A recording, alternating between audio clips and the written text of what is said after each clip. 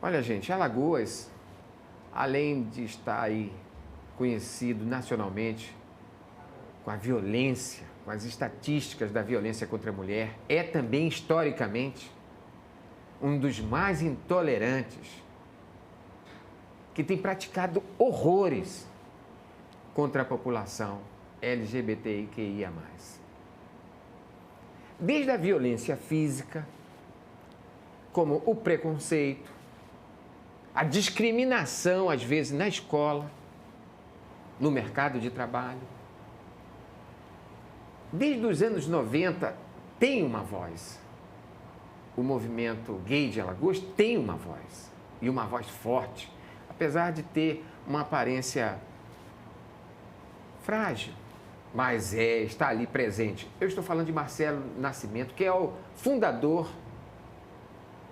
do movimento gay de Alagoas, quando não tinha nem espaço na mídia, ou que o assunto era tratado jocosamente em programas policialescos. Isso foi muito comum durante uma boa parte do tempo na mídia alagoana, e essa crítica tem que ser feita também para nós.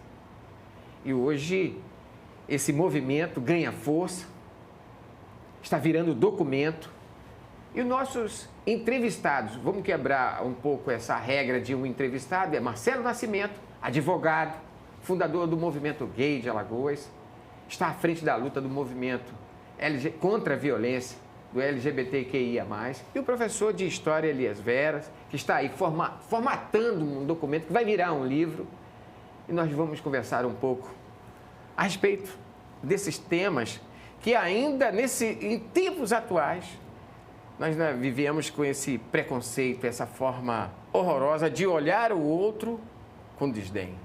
Você já passou por isso, Marcelo? Primeiro, muito obrigado, professor Elias, por vocês estarem aqui. Vamos começar com o Marcelo e... Arnaldo, primeiro eu quero agradecer o espaço sempre democrático. Você é um jornalista, um profissional da comunicação, essencialmente imbuído, né, pelos princípios da democracia, também uma pessoa com um senso de justiça social muito grande. Isso é muito interessante, né? Importantíssimo para profissional de qualquer área, mas da comunicação sobretudo, porque você é uma pessoa que que vem de uma longa caminhada, inclusive foi um dos primeiros profissionais da televisão alagoana a abrir espaço para o movimento LGBT, quando na época nós tínhamos forte resistência da parte de alguns setores da sociedade alagoana, né? Eu, com meu amigo e professor Elias, eu resgatei um fato da época, quando nós fomos registrar o Grupo Gay de Alagoas no cartório, num dos cartórios aqui de Maceió, aí a funcionária do cartório chamou o tabelião, aí disse, olha, estão querendo registrar um clube gay aqui no cartório. Aí, assim, o clube gay? Aí lá vem o isso tabelião. Isso anos 90? No início dos anos 90, meados dos anos 90. Aí lá vem o tabelião, aí disse, isso é um sindicato? O senhor quer registrar um sindicato? Já pediram autorização ao Ministério do Trabalho? Aí eu pensei assim uns 2 minutos, né, para não ser muito rude, né, e disse, o senhor, LGBT, o gay na época, como era chamado, né, não é uma profissão, é uma identidade sexual. Portanto, não precisa ter um sindicato, nem uma categoria registrada no Ministério do Trabalho. Né?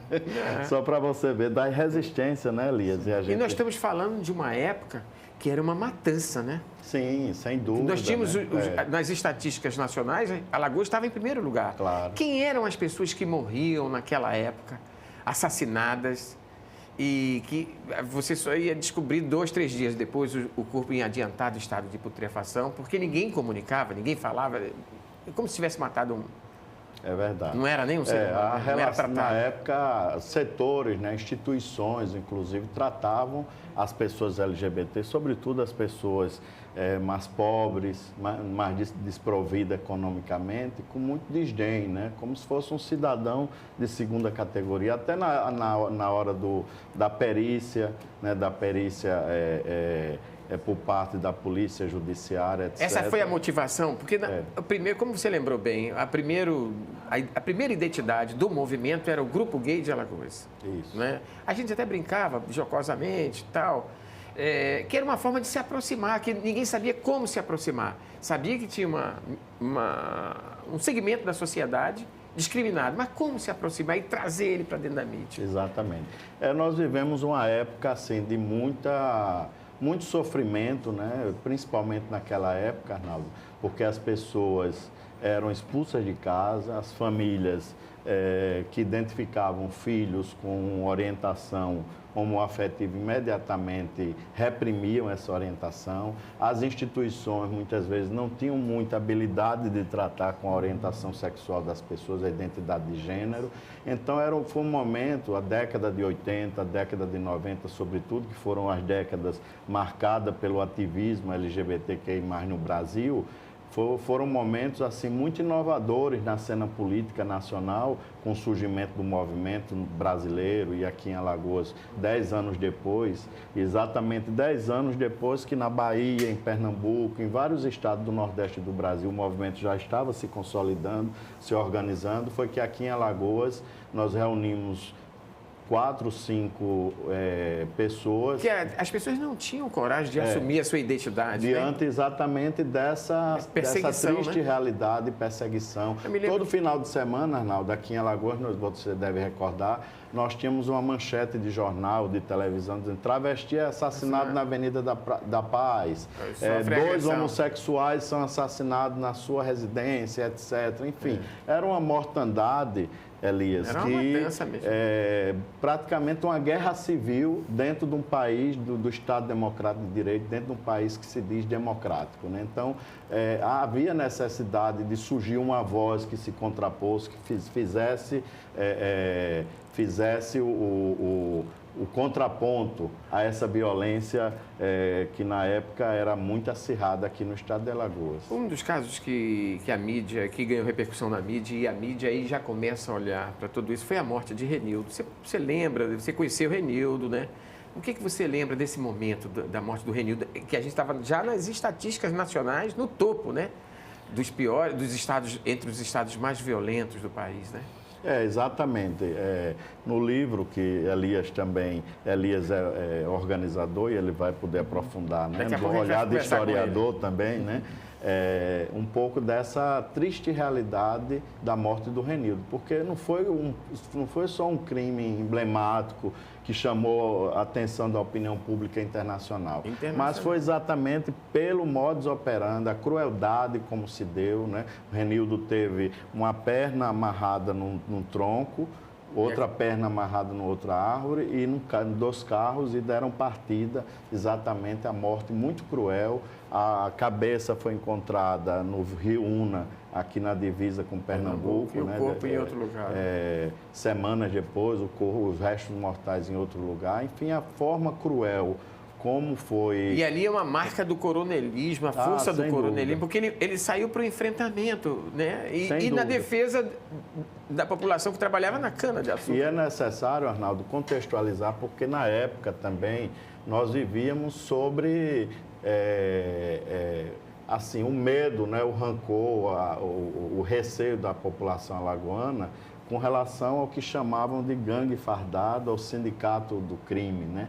Exatamente, foi nesse período, né, da morte do Renildo, desses crimes homofóbicos que ocorreram em Alagoas, que a gangue fardada teve o seu auge, né, com morte de muitos trabalhadores rurais, com morte de muitas pessoas da população mais pobre e oprimida do nosso estado de Alagoas, ou seja, um momento que a gente precisa contextualizar. Como é que o movimento LGBT, o Grupo Gay de Alagoas, surge aqui em Alagoas, nesse contexto de violência, de machismo, né, de opressão, de forte opressão sobre a classe trabalhadora, e as pessoas LGBTQI+, se inserem nesse contexto de classe trabalhadora, que são mais vulneráveis à força policial, né, a força policial, sobretudo, as milícias, né? Hoje, depois de tanto tempo, você já teve algumas vezes ameaçado, eu me lembro que você, por levantar a voz, sair em defesa, mostrar os números, escancarar a realidade que sempre foi velada, você passou a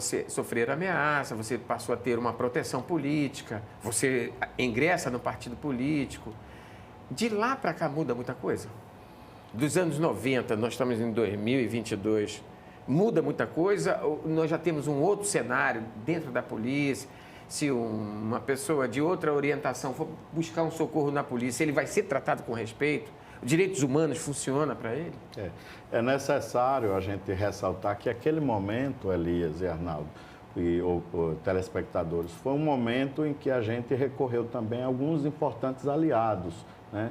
Por exemplo, o Fórum contra a Violência em Alagoas, né? Que teve vários ativistas, sindicalistas envolvidos, Everaldo Patriota, Pedro Montenegro, Paulão, algumas dirigentes do Sinteal, etc. Foi importantíssimo que essas forças aliadas, né, contra a violência em Alagoas pudessem dar o suporte a gente naquele momento. Inclusive, a Assembleia de Fundação do Grupo Gay de Alagoas se deu no auditório do Sindicato dos Urbanitários de Alagoas. Foi dessa vez que veio o Luiz Motti? Não, foi no Hotel Ouro Branco. O Luiz Motti veio um pouco antes, alguns anos antes. Na realidade, o Luiz Motti ele teve um papel também importantíssimo. Vamos dizer aqui quem é Luiz Motti, né, primeiro? Luiz Motti é o precursor, né, dessa luta, claro, né? Com certeza. E que escancara a questão nacional, né? Fundador do Grupo Gay da Bahia, antropólogo, né, professor da Universidade Federal da Bahia, o Luiz Motti tem um papel imprescindível, né, nessa história toda do movimento das diversidades sexuais no nosso país.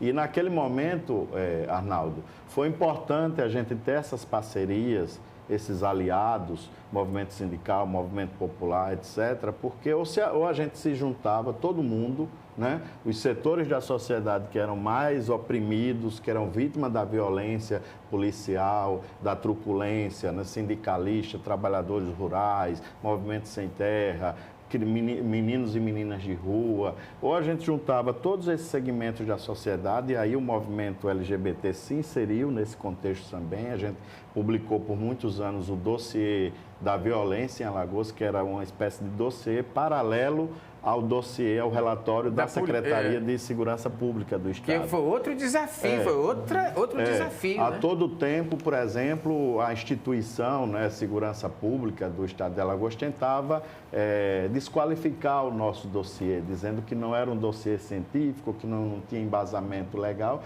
mas nós trabalhávamos exatamente com as notícias vinculadas pelos órgãos de comunicação social. E que estava lá no IML, né? Exatamente. Os corpos lá no Instituto Médico Legal. Então, foi um momento, assim, muito rico da história do Estado de Alagoas, de resistência, sobretudo de resistência. Foi aí quando surgiu o Conselho Estadual de Direitos Humanos, as primeiras conferências de direitos humanos do Estado de Alagoas, né? Coisa que atualmente a gente... Vê um retrocesso. Tem um retrocesso, porque os movimentos sociais, de certa forma, estão num processo de letargia, de dificuldade de organização, e naquele momento a violência era um motor assim, de indignação, de resistência e, ao mesmo tempo, de coalizão entre esses vários setores da sociedade alagoana, e nós, enquanto pessoas LGBT, nos inserimos nesse contexto de resistência naquele momento ali da década de 90. Olha, mas tudo isso está virando um documento.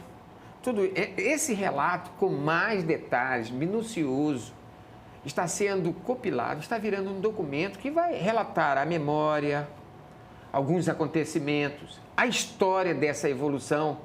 E quem está nesse trabalho de organização desse apanhado histórico é o professor de História da Universidade Federal de Alagoas, professor Elias Veras, que vai nos contar a partir de agora não, daqui a pouquinho, no próximo bloco, professor Elias. Claro. Aí eu volto já.